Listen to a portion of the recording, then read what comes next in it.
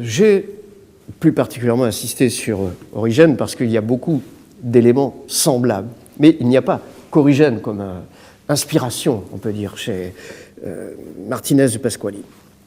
L'idée génératrice de base.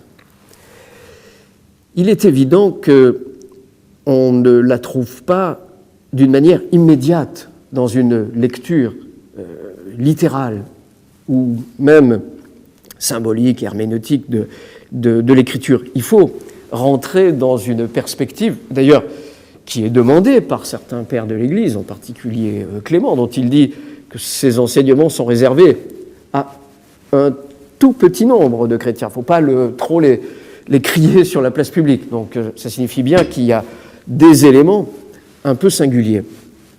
Que dit Martinez de Pasquali ?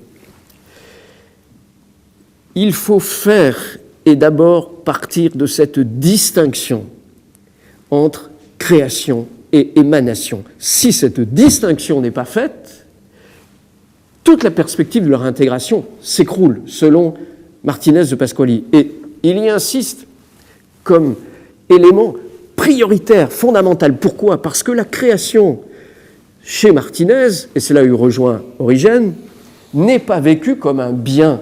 Je parle de la création, pas de l'émanation. L'émanation est voulue pour la gloire de Dieu.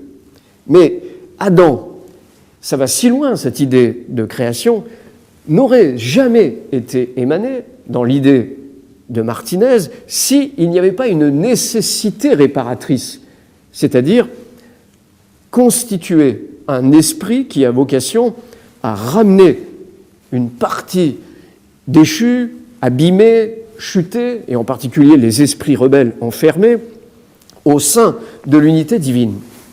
L'idée de Martinez participe donc d'une nécessité.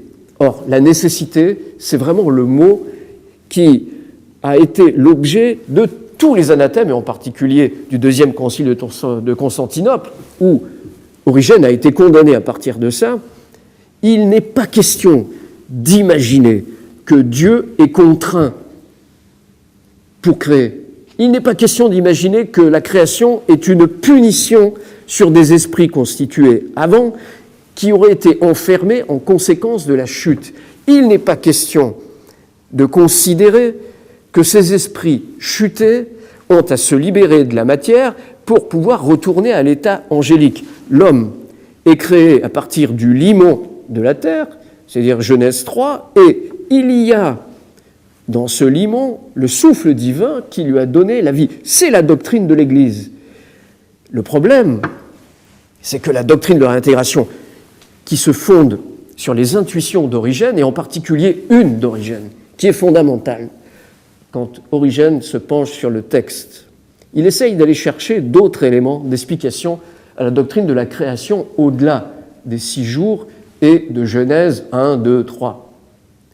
Il voit chez les auteurs, et en particulier les auteurs du Nouveau Testament, que l'on utilise un terme pour parler de la fondation du monde. Chez saint Luc, chez saint Matthieu, ce terme, c'est la création, en grec, c'est ktisis. C'est celui qui est employé par la plupart des auteurs évangéliques pour parler de la création. Or, nos évangélistes emploient le mot katabolé, la fondation katabolé. Ils ne font pas appel à l'idée de création. Or, ce mot a une... Même Saint Jean, c'est anarché. Alors, anarché, logos, c'est le verbe, c'est pas la création. Hein. Alors, oui, mais c'est un acte de création, c'est un processus de création. Tout à fait. Qui est dans le prologue de Jean. Le principe, c'est même avant la création, hein, oui. C'est vraiment à l'origine. Le problème que va mettre en lumière Origène, que je trouve génial, et qui explique Martinez, qui explique Louis-Claude de Saint-Martin, qui explique Jean-Baptiste Villermoz. Katabolé, en grec, ça veut dire refroidi. Tout à coup, apparaît chez Origène comme une évidence, les âmes se sont refroidies en venant en ce monde. C'est-à-dire qu'en réalité, elles ont fait l'objet d'une descente, d'une chute du haut vers le bas. Cette descente est en réalité une punition, une sanction. C'est ce qu'on retrouve quasi mot pour mot dans le traité sur la réintégration des êtres de Martinez de Pasquali. Cette doctrine d'Origène, l'Église va la condamner. Il y a 15 anathématismes au deuxième concile de Constantinople. Cette doctrine condamnée va être poursuivie par des petits groupes, par des petites structures, et se retrouve. Il faut quand même rappeler que grâce à Don de la Rue et Erasme, au XVIe et XVIIe siècle, les œuvres d'Origène ont été traduites et qu'elles ont été mises à la disposition des lecteurs chrétiens qui ne les avaient jusqu'à présent jamais vraiment lues.